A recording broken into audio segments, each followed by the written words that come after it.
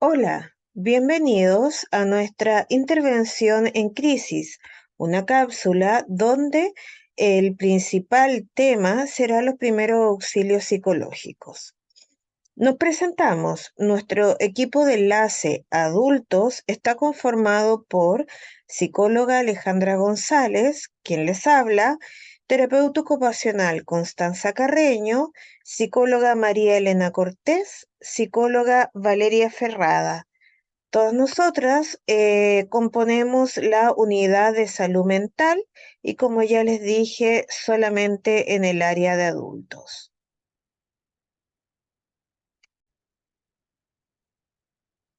Bien, comenzaremos por definir qué es una crisis.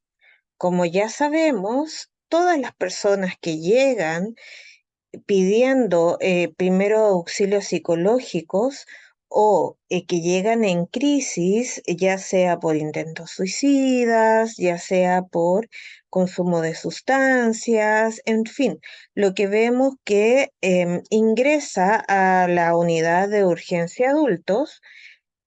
Podemos identificar la crisis como un estado temporal que se caracteriza por una desorganización mental que está reflejada en una incapacidad para enfrentar la situación adversa que se está viviendo, manejar adecuadamente las emociones, enfocar el pensamiento y la conducta en resolver los problemas que se está enfrentando.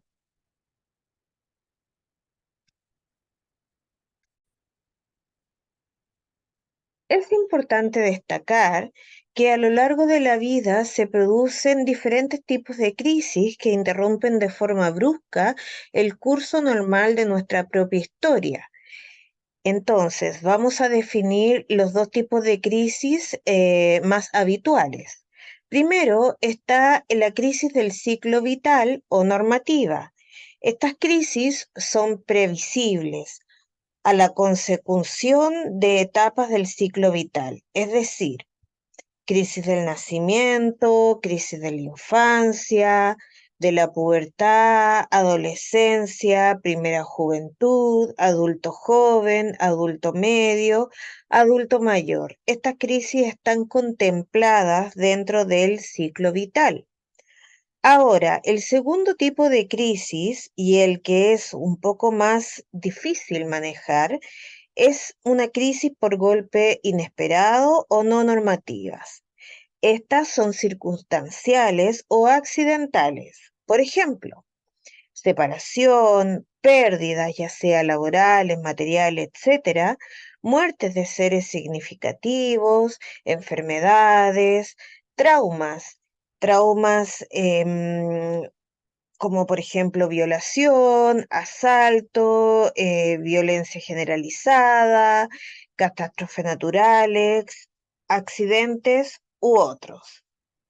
Ambas crisis tienen en común que interrumpen nuestra trayectoria vital, generando cambios en nuestro equilibrio emocional. En modo en que superemos estas crisis va a depender del restablecimiento del equilibrio emocional y que continuemos con una vida satisfactoria, o por el contrario, al no superarla, se produzca un deterioro que haga que no avancemos y nos quedemos estancados en este momento de la vida, generando patologías. En otro contexto hospitalario de alta complejidad, se espera que el equipo de salud en general tenga las herramientas para poder realizar una intervención en este tipo de crisis.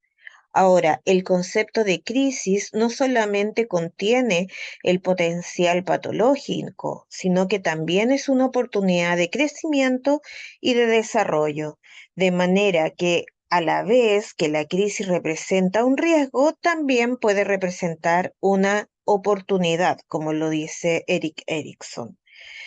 Una crisis psicológica ocurre cuando un evento traumático desborda excesivamente la capacidad de una persona de manejarse en su modo usual.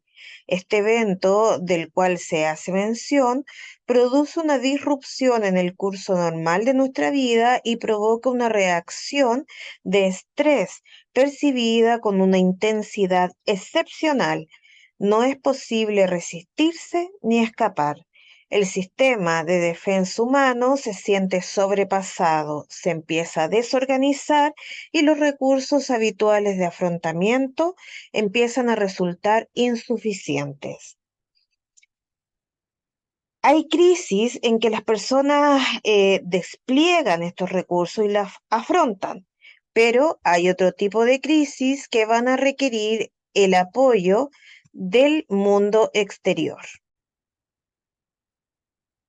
Aquí podemos mostrar los síntomas más habituales dentro de las crisis. Estos síntomas pueden ser emocionales, pueden ser cognitivos, pueden ser comportamentales, es decir, cómo la persona se comporta una vez ingresada, y pueden ser fisiológicos, es decir, todo su parte física. ¿Ok? Dejamos este cuadro para que ustedes puedan mirar detenidamente y ver cómo estos síntomas se hacen presentes dentro de una crisis. Y entonces, ¿qué es una intervención en crisis? Bueno, la intervención en crisis es la estrategia que se aplica al encontrarnos con personas que presenten cualquiera de los síntomas anteriormente descritos que ustedes ya vieron en el recuadro anterior y que no les permitan afrontar de manera eficiente el presente y el futuro. El objetivo de esta intervención es ayudar a la persona a recuperar el nivel de funcionamiento que tenía antes de la crisis, a restaurar el equilibrio emocional y resignificar lo sucedido, de modo para poder prevenir el desarrollo de una patología, obviamente, postraumática. Aquí, entonces, en la intervención en crisis es donde podemos visualizar cómo se aplican los primeros auxilios psicológicos. Bien, tenemos una intervención en una primera instancia. Esta intervención se brinda luego de la situación de emergencia y se conoce, como les dije anteriormente, como los primeros auxilios psicológicos. Estas pueden ser realizadas por diferentes profesionales de la salud. Por ejemplo, puede ser realizada por enfermeros, paramédicos, psicólogos, psiquiatras y médicos en general, considerando que estamos aquí en un contexto hospitalario. Luego tenemos una intervención en segunda instancia y esto consiste en brindar a las personas que lo requieren un proceso de acompañamiento psicoterapéutico dirigido a ayudar a resignificar los sucesos traumáticos, es decir, integrarlo de manera adecuada a su vida sin impacto traumático. Y aquí es necesaria la intervención del equipo de psicólogos y a su vez del equipo de psiquiatras. Ahora, ¿cuáles son los momentos más importantes de brindar los primeros auxilios psicológicos? Los primeros auxilios psicológicos por lo general son muy cortos y la ayuda es brindada por cualquier persona en la comunidad que esté presente en el momento de la crisis. ¿Qué va a facilitar esto? Va a facilitar que la persona vuelva a adaptarse luego de esta crisis. Va a brindar también un alivio emocional inmediato y previene el desarrollo de ciertas patologías como ya hemos dicho, el estrés postraumático. Muy bien, ahora les vamos a presentar el manual de A, B, C, D y E para la aplicación de los primeros auxilios psicológicos. Estos quedarán mucho más ejemplificados y más claros luego de ver esta cápsula después de la presentación que los profesionales van a interactuar con ustedes. Primero, necesitamos como primera instancia una escucha activa. ¿Qué es la escucha activa? Es el lenguaje corporal, es importante para transmitir la comprensión y la empatía. Hay que utilizar posturas, gestos y contacto visual, que es parte esencial de esta técnica. Cuidarse del impulso irreflexivo por hacer algo por quien está sufriendo. Esta condición podría hacerlo decir cosas que dañen a la persona. Hay que tener en cuenta que la persona que está en crisis va a estar muy frágil. Y aunque no sea la intención de quien esté aplicando los primeros auxilios psicológicos, hay que tener un especial cuidado con este impulso. Lo central es ser capaz de transmitir a la otra persona que hay otro ser humano que lo está acompañando y lo está comprendiendo en lo que sucede. Dentro de esta escucha activa, podríamos suponer que se podría adaptar un tiempo aproximado de 10 a 20 minutos. En esto es poder saber comunicarse con la persona angustiada o alterada es muy fundamental. En este estado, la persona puede no querer contar su historia. Por lo tanto, nos vamos a centrar en solamente acompañarlos y poder ver cómo son su comportamiento y lo que ellos realmente necesitan. Y a lo mejor lo que necesitan es que estemos en silencio a su lado. Escuchar el relato de la persona puede ser de gran ayuda para calmarla, por lo tanto es esencial dar este espacio para que ella se exprese de manera espontánea, sin presionarla. Estas personas preferirán guardar silencio.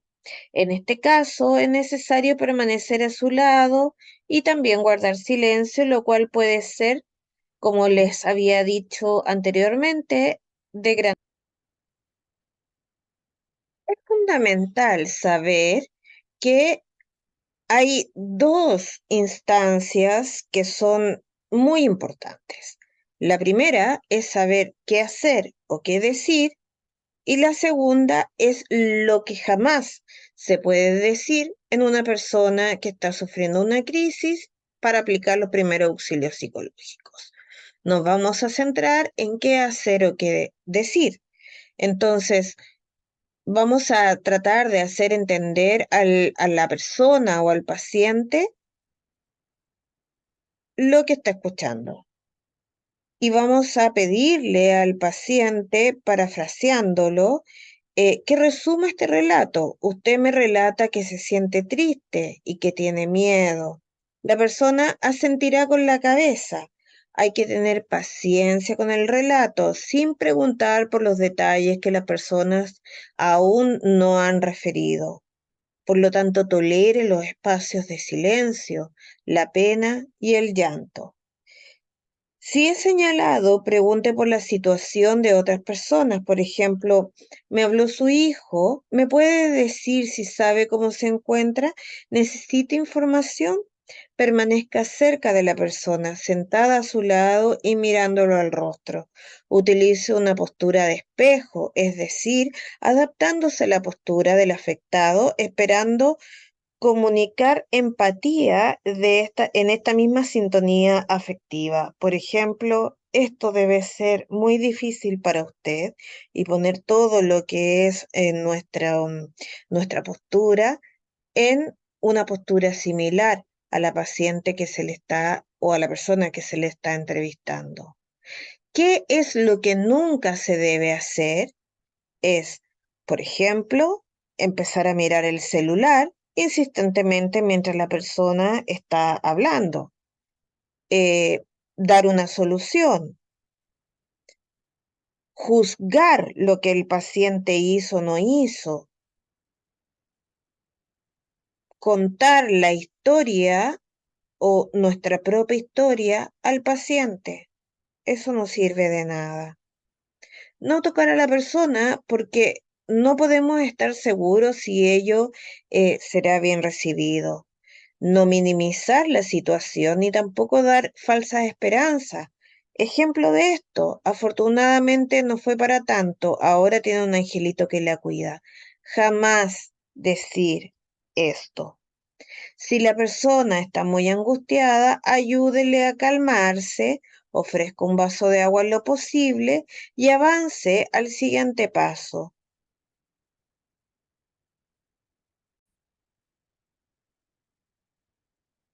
La parte B es el reentrenamiento de la ventilación. Aquí es muy común ver a las personas en crisis que puedan generar ansiedad y por lo tanto comienzan a tener una dificultad en respirar. Los primeros auxilios psicológicos contemplan unos minutos para poder enseñar y practicar el entrenamiento de la V, ventilación, ¿no es cierto?, para que las personas puedan hacerlo durante aproximadamente 10 minutos y poder tranquilizarse. ¿Cuál es la técnica de esto? Pedir a la persona, primeramente, que adopte una postura cómoda, relajada, con los pies en el piso y sintiendo el contacto con el piso. Después, dirigirse a la persona, decirle que inspire, exhale, retenga, hasta volver a tener la instrucción de volver a respirar y repetir esta acción. Luego puede pedirle que lo practiquen juntos. Una vez que la persona haya comprendido el ejercicio, déjelo que lo practique solo por 10 minutos, reforzándolo lo bien que lo está haciendo. Esta es una parte muy importante de esta técnica.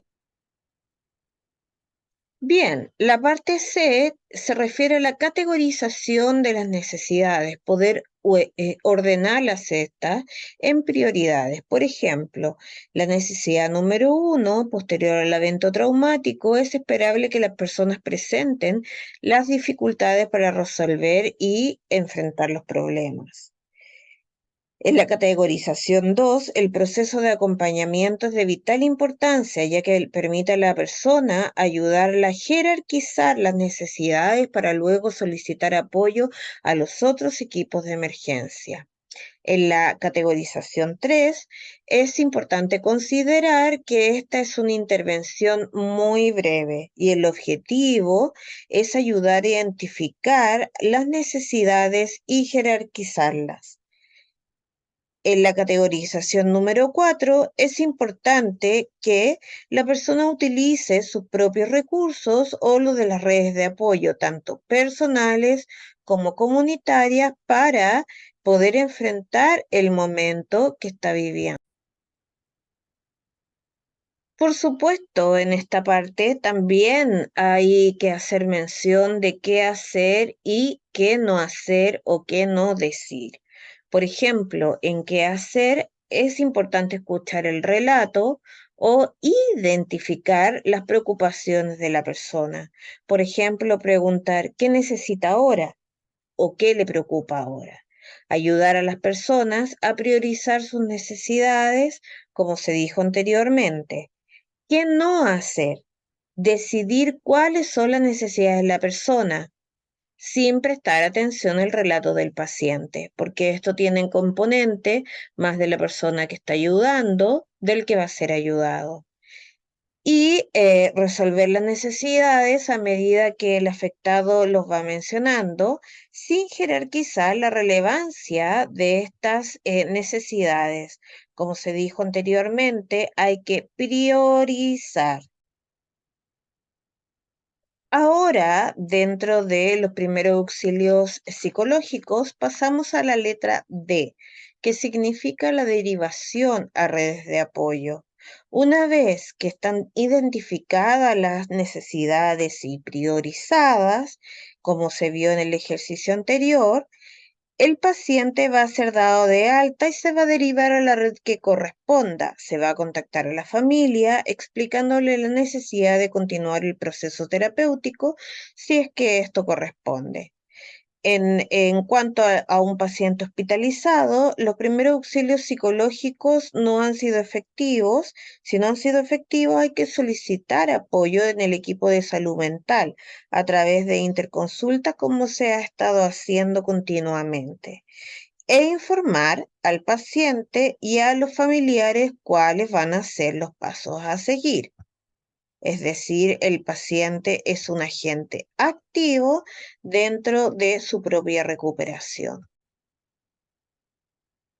Y por último, pasamos a la letra E, que es la psicoeducación.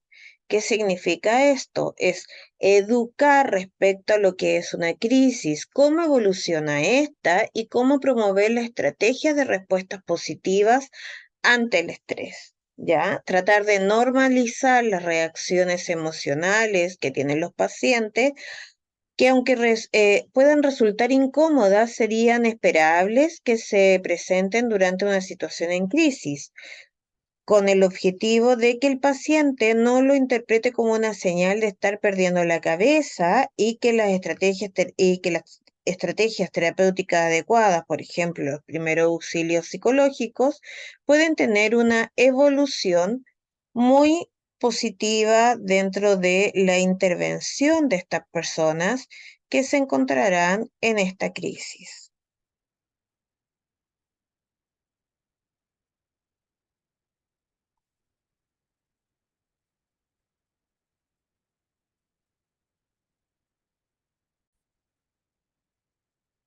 Ahora, uno de los elementos más importantes es saber cuándo derivar al equipo de salud mental. Por ejemplo, como se dijo anteriormente, si ya ha realizado los primeros auxilios psicológicos y el paciente no obtiene respuesta o agrava su sintomatología, empezar a solicitar apoyo a través de las interconsultas a nuestro equipo de salud mental. Ante reacciones de labilidad emocional, rabia, dolor, tristeza, duelos no resueltos, sentimientos de impotencia, culpa, miedo, se sugiere poder solicitar apoyo al equipo de psicología.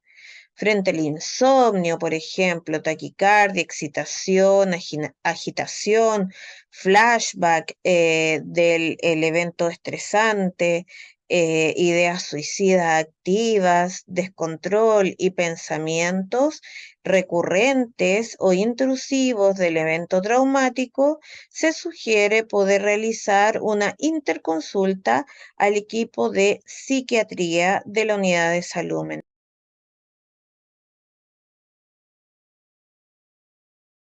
Sido muy motivante para ustedes, a pesar de que finalmente son los equipos de salud mental los que más ven las crisis, pero para ustedes poder recibir al paciente o la persona que está en esta situación y poder saber qué hacer en una primera instancia y cuándo derivar.